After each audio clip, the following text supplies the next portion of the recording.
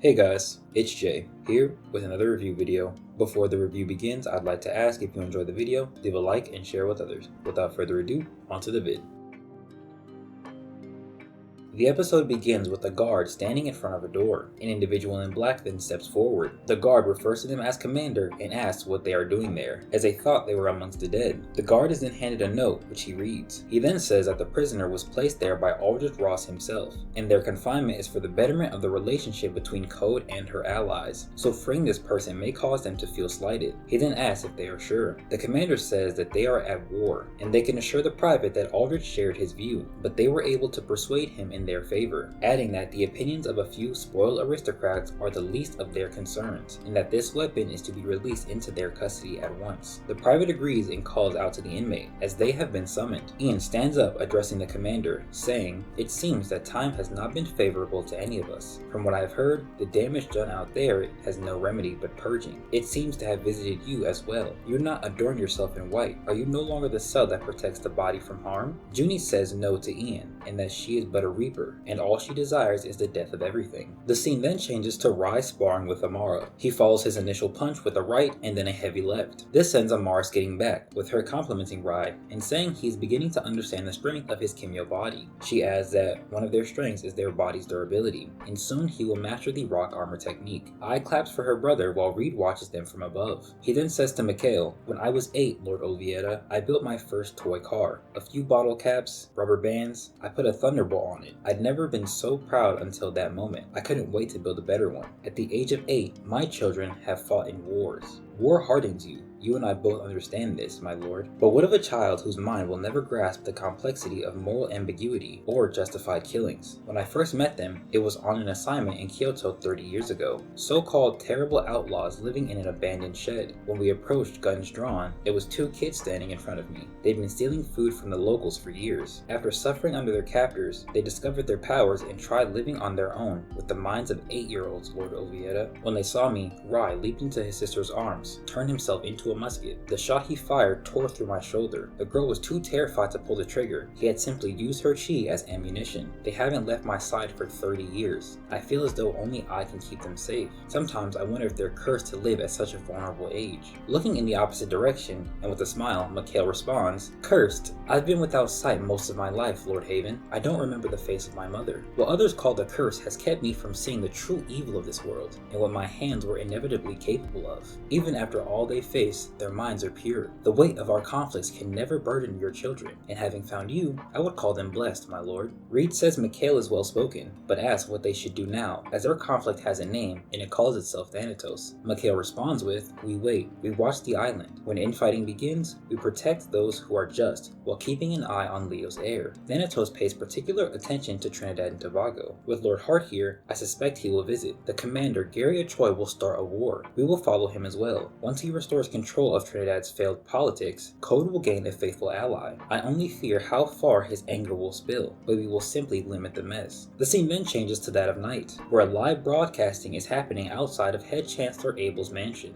The reporter says the military group known as the Greyhounds have placed a blockade at the outskirts of the mansion. She adds that former Minister Gary Choi has levied damning evidence against the Chancellor, demanding that he face justice immediately. And with the support of Code, the Greyhounds have added immense validity to their accusations. Gary then begins to speak while raising the microphone that's connected to the PA system. "Abel Legasov, by the authority given to me by the people whose necks you stand on, come out and face them. Did you think your secret would stay secure? That you would go untouched? And the 4 pigs who sided with you? You should have killed me when you had the chance. Did you think it would all go away? We do not forget, Legasov. Your alliance for greed's sake caused your downfall. Whatever you sought to gain from selling your own people will be taken from you. You orchestrated the bombing of the Brian Lara Stadium behind my back, even after your foul suggestion was rejected. Do you deny it? You traded the lives of those you swore to protect. For what? For what, Abel? The whole lot of you thought you were not complicit because he did it. Your hands are stained with their blood, all the same. Their deaths are on you, and I will have vengeance, an eye for an eye. The door to the mansion opens, and out walks Amari Green. He looks up at the light now pointed at him. He then calls Gary a decrepit fool, as to accuse the head chancellor openly is to declare war against him and his allies, and he knows who his allies are. He adds that if Abel chooses to entertain his charade, Gary will begin reshaping the world itself, right here, right now. He says that Gary has grown bold, as with the god tier at his back, he plays a game he does not think Gary is ready for. Gary then calls out that Abel's first warning was also his last, and with it, his window for surrender has closed, adding the next time he will hear Gary's voice, it will be at his execute. But before Gary can finish, Berto lands in front of the mansion, with Amari saying, and so it begins. Berto's girlfriend, another Gaki, also arrives not far from him. He speaks, and Reed recognizes he is a Gaki. He then says, "Yo, Greyhounds, it's been a while. Where's the bald guy with the great stash? Don't tell me you got rid of him. We never got to finish our little squabble. Let me guess, he's on Patmos, right?"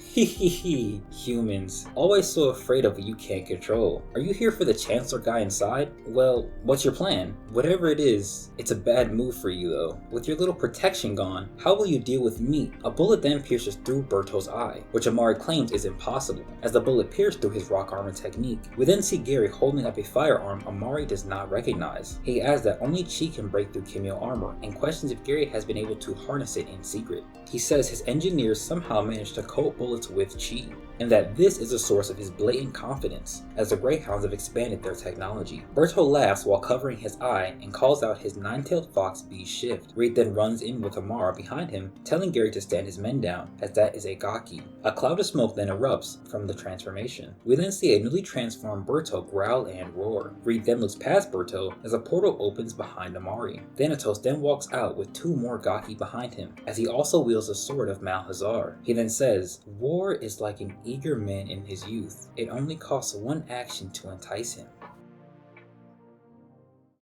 Now on to the highlights. First, let's take a look at Juni. The private she talked to said that they thought she was among the dead, and this confirms Mikhail saying the Pillar's defeat was concealed last episode, as it has been about 5 days since Armageddon has started, so it's likely there are plenty of losses that are still being counted, and Juni's injuries not being revealed to most individuals adds to this, as they would naturally assume she was dead and not simply injured. We can now move on to the fact she freed Ian. Juni's comment on her not caring about the opinions of spoiled aristocrats relates back to episode 114, when Aldrich mentions the people who funded the protection of the life serum, which Ian used and became a Kimyo as a result of, leads them to thinking he belongs to them. The use of the words aristocrats means that wealthy politicians and other wealthy individuals who are upper class are ones who funded the protection of the life serum, and because of this, Aldrich likely deems it better for Ian to stay locked up and not used to aid in the fight, as if he were, those wealthy individuals would likely argue as to why Code gets to use him and not them, which leads Code to having less ally nations, and the private's words over this subject reinforce this. However, Juni is not an aristocrat, she is a soldier, and the loss of her comrades leads her to desire a weapon that can be used against the forces that wronged her, and this is likely why she refers to Ian specifically as a weapon. This leads me into her calling herself a Reaper, and she may want to use Ian as her weapon of choice. The Reaper title and what she says after is a stark contrast to how she acted before. Ian even asks if she is no longer the cell that protects the body, which is what the pillars wearing white represented. Even in the episode we get that information from, which is 114, Juni in said episode expresses a clear desire to protect life, as she hopes no lives are lost during the upcoming conflict. But now she desires the death of everything, no longer seeking to protect but to destroy. This means we will likely see her fighting and defeating many opponents, as a Reaper is one who causes death by collecting souls, and she will embody this by snuffing out the lives of those who side with Thanatos.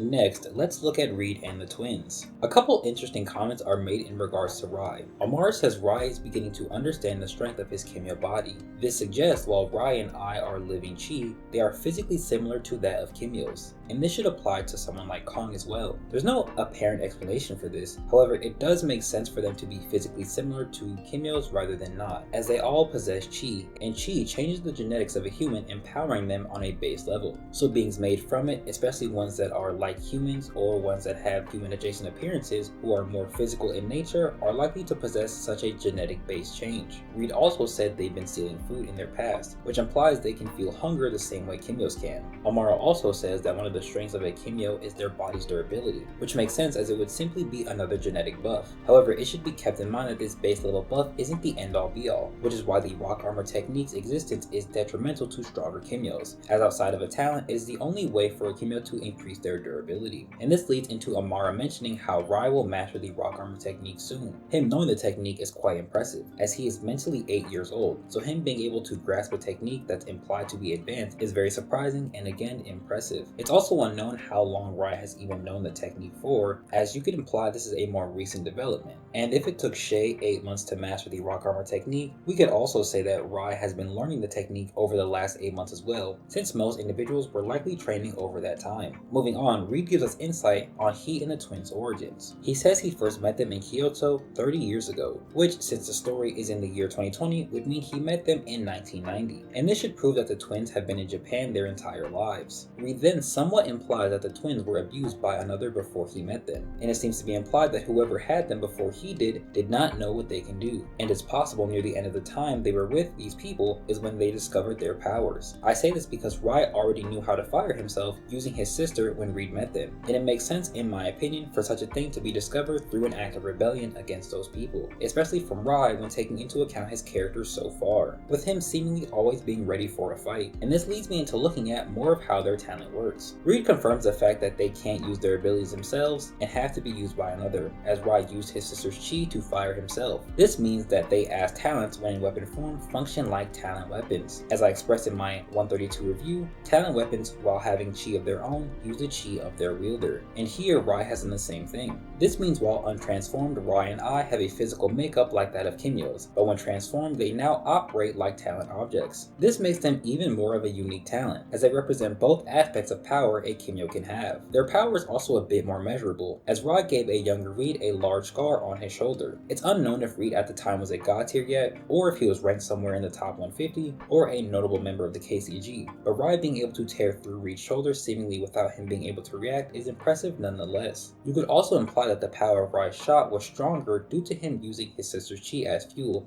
due to her being a living talent with a presumably large chi pool.